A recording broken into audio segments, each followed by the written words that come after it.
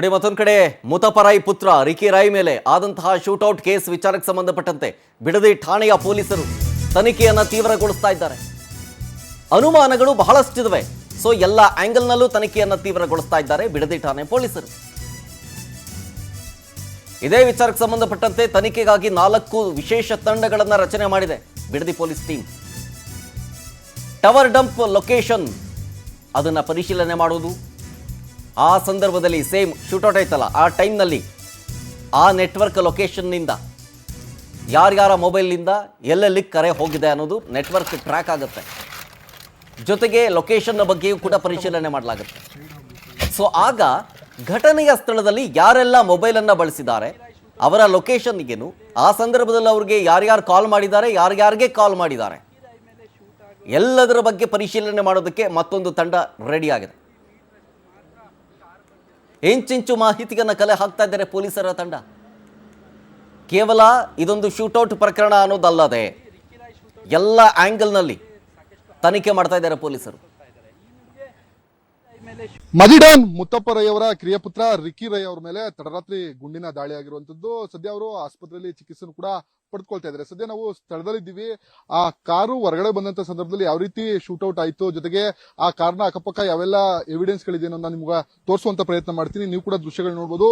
ಇದು ರಿಕಿ ರೈ ಅವರ ರಕ್ತದ ಕಲೆಗಳು. ಅಂದ್ರೆ ಇಲ್ಲಿ ಕಾರು ಬಂದಂತ ಸಂದರ್ಭದಲ್ಲಿ ಶೂಟೌಟ್ ಆದಂತ ಸಂದರ್ಭದಲ್ಲಿ ಕಾರ್ನ ಡೋರನ್ನ ತೆಗೆದಂತ ಸಂದರ್ಭದಲ್ಲಿ ರಸ್ತೆಯಲ್ಲಿ ರಕ್ತ ಬಿದ್ದಿರುವಂತದ್ದು ನೀವು ಕೂಡ ದೃಶ್ಯಗಳು ನೋಡಬಹುದು. ಅದನ್ನ ಪೊಲೀಸರು ಮಾರ್ಕ್ ಮಾಡಿ ತೋರಿಸುವಂತ ಕೆಲಸ ಮಾಡಿರುವಂತದ್ದು. ಅಂದ್ರೆ ಇದು ಒಂದಷ್ಟು ಎವಿಡೆನ್ಸ್ ಮುಖಾಂತರ, ಅಂದ್ರೆ ಇದು ರಿಕಿ ರೈ ಅವರ ರಕ್ತದ ಕಲೆಯ ಅಂತೇಳಿ ಇದೀಗ ಪೊಲೀಸರು ಗುರುತು ಮಾಡ್ಕೊಂಡಿರುವಂತದ್ದು ಒಂದು ಭಾಗ. ಆದ್ರೆ ಏನು ಈ ಭಾಗದಲ್ಲಿ ರಿಕಿ ರೈ ಅವರ ಕಾರು ನಿಂತಿತ್ತು, ಎರಡನೇ ಮಾರ್ಕ್ ಅನ್ನ ಮಾಡಿರುವಂತದ್ದು. ಇಲ್ಲಿ ರಿಕಿ ರೈ ಅವರ ಕಾರು ಮತ್ತೆ ಮುಂಭಾಗದಲ್ಲಿ ರಿಕಿ ರೈ ಅವರ ಕಾರು ನಿಂತಿದ್ದಂಥದ್ದು. ಇದನ್ನು ಕೂಡ ಪೊಲೀಸರು ಮಾರ್ಕ್ ಅನ್ನ ಮಾಡಿ ಒಂದಷ್ಟು ಎವಿಡೆನ್ಸ್ ಅನ್ನ ಕಲೆ ಹಾಕಿರುವಂತದ್ದು. ಮತ್ತೊಂದು ಕಡೆ ಏನು ರಿಕಿ ರೈ ಅವರ ಕಾರ್ ಇದೆ, ಆ ಕಾರಣ ಸಂಪೂರ್ಣ ಸುತ್ತಮುತ್ತ ಕೂಡ ಒಂದು ಟೇಪ್ ಅನ್ನ ಹಾಕಿ ಇದು ಸೂಕ್ಷ್ಮವಾದಂತ ಪ್ರದೇಶ. ಹಾಗಾಗಿ ಪೊಲೀಸರು ಕೂಡ ಯಾವುದೇ ರೀತಿಯ ದಾಖಲಾತಿಗಳು ಹೋಗ್ಬಾರ್ದು, ಮಾಹಿತಿಗಳು ಕಲೆ ಹಾಕಿರುವಂತಹ ಮಾಹಿತಿಗಳು ಹೋಗ್ಬಾರ್ದು ಅನ್ನೋ ಒಂದು ಕಾರಣಕ್ಕೋಸ್ಕರವಾಗಿ ಒಂದಷ್ಟು ಸುತ್ತ ಟೇಪ್ ಅನ್ನ ಹಾಕಿ ಕಾರನ್ನ ತೋರಿಸುವಂತದ್ದು. ಅಂದ್ರೆ ರಿಕಿ ರೈ ಅವರಿಗೆ ಕಾರ್ನ ಕ್ರೇಜ್ ಸಾಕಷ್ಟಿತ್ತು ಅಂತೇಳಿ ಗೊತ್ತಾಗ್ತಾ ಇರುವಂತದ್ದು. ಇದು Fortuner car, Toyota Fortuner car. ಇದನ್ನ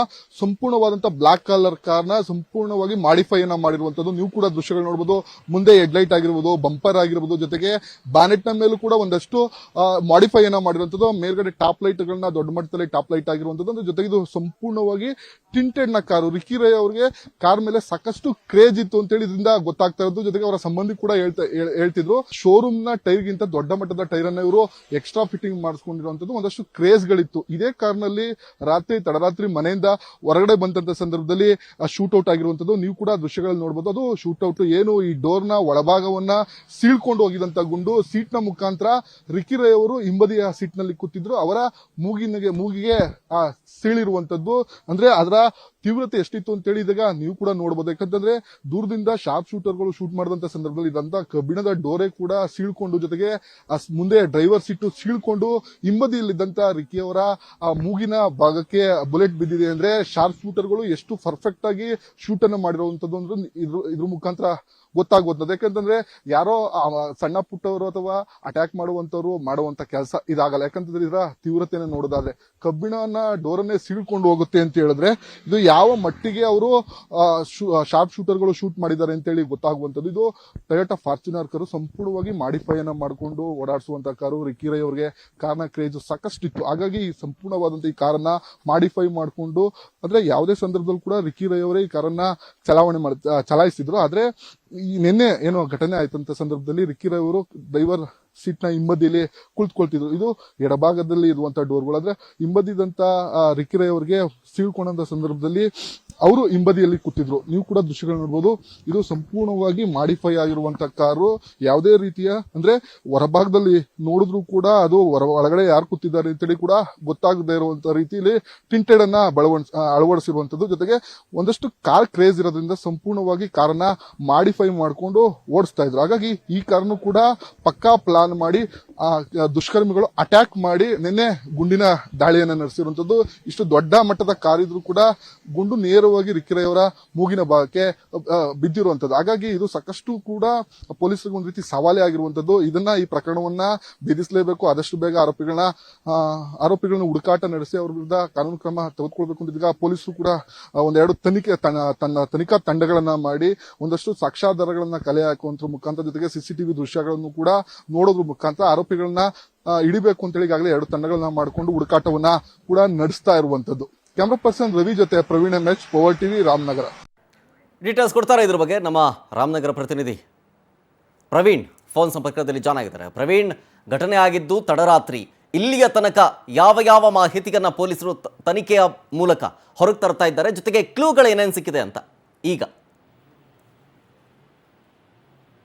ಖಂಡಿತ ಸರತ್, ಮುತ್ತಪ್ಪ ರೈ ಅವರ ಕಿರಿಯ ಪುತ್ರ ರಿಕ್ಕಿ ರೈ ಮೇಲೆ ಗುಂಡಿನ ದಾಳಿಗೆ ಪ್ರಕರಣಕ್ಕೆ ಸಂಬಂಧಪಟ್ಟಂತೆ ಈಗ ಪೊಲೀಸರು ತನಿಖೆಯನ್ನ ಚುರುಕುಗೊಳಿಸಿರುತ್ತದೆ. ಏನೋ ತಡರಾತ್ರಿ ಗುಂಡಿನ ದಾಳಿ ಆದ ಬಳಿಕ ಒಂದಷ್ಟು ಟೆಕ್ನಿಕಲ್ ಎವಿಡೆನ್ಸ್ ಸೇರಿದಂತೆ ಯಾವೆಲ್ಲ ದಾಖಲಾತಿಗಳಲ್ಲಿ ಸಿಗುತ್ತೆ ಘಟನೆ ನಡೆದಂತ ಸ್ಥಳದಲ್ಲಿ ಇರೋದ್ರ ಬಗ್ಗೆ ಮಾಹಿತಿಯನ್ನ ಕಲೆ ಆಗ್ತಾರಂತದ್ದು. ಒಂದ್ ಕಡೆ ಸಂಪೂರ್ಣ ಏನೋ ಫಾರ್ಚುನರ್ ಕಾರ್ ಏನಿತ್ತು ಆ ಕಾರ್ನ ಸಂಪೂರ್ಣ ಇಂಚಿಂಚು ಕೂಡ ಸೋಕೋ ಜೊತೆಗೆ FSL ತಂಡ ಸಂಪೂರ್ಣವಾಗಿ ಪರಿಶೀಲನೆ ನಡೆಸಿ ಅಲ್ಲಿದ್ದಂತ ಒಂದಷ್ಟು ಟೆಕ್ನಿಕಲ್ ಎವಿಡೆನ್ಸ್ ಜೊತೆಗೆ ಫಿಂಗರ್ ಪ್ರಿಂಟ್ ಗಳನ್ನ ಈಗಾಗಲೇ ದಾಖಲೆಯನ್ನು ವಶಪಡಿಸಿಕೊಂಡಿರೋದು ಒಂದ್ ಕಡೆ ಆದ್ರೆ, ಮತ್ತೊಂದ್ ಕಡೆ ಆರೋಪಿಗಳು ಯಾರು ಅನ್ನೋದ್ರ ಬಗ್ಗೆ ಕೂಡ ಪೊಲೀಸರು ತನಿಖೆಯನ್ನ ಚುರುಕುಗೊಳಿಸಿರುವಂತದ್ದು. ಬಹಳ ಪ್ರಮುಖವಾಗಿ ರಿಕ್ಕಿ ರೈ ಅವರ ಮೇಲೆ ತಡರಾತ್ರಿ ಗುಂಡಿನ ದಾಳಿ ಆಗ್ತಾ ಇದ್ದಂತೆ ಒಂದಷ್ಟು ಪೊಲೀಸರಿಗೆ ಇದು ಸವಾಲಿನ ಕೆಲಸ ಆಗುತ್ತೆ. ಯಾಕಂತಂದ್ರೆ ಕೇವಲ ರಿಕ್ಕಿ ರೈ ಅವರ ತಂದೆ ಮುತ್ತಪ್ಪ ರೈ ಭೂಗತ ಲೋಕದ ದೊರೆಯಾಗಿರೋದ್ರಿಂದ ಅದಕ್ಕೇನಾದ್ರೂ ಲಿಂಕ್ ಇರುತ್ತೆ ಅನ್ನೋದು ಕೂಡ ಪೊಲೀಸರು ಪ್ರಾಥಮಿಕ ಹಂತದಲ್ಲಿ ತನಿಖೆ ಹಂತದಲ್ಲಿ ಈಗ ಗೊತ್ತಾಗ್ತಾ ಇರುವಂತದ್ದು. ಯಾಕಂದ್ರೆ ಶಾರ್ಪ್ ಶೂಟರ್ಗಳು ಬೇರೆ ರಾಜ್ಯದಿಂದ ಬಂದಿದ್ರ ಅಥವಾ ಸುಪಾರಿ ಕೊಟ್ಟು ಯಾರಾದ್ರೂ ಕೊಲೆ ಮಾಡ್ಲಿಕ್ಕೆ ಪ್ರಯತ್ನ ಪಡಿಸಿದ್ರ ಅನ್ನೋ ಮೂಲಕ ಕೂಡ ಈಗ ಪೊಲೀಸರು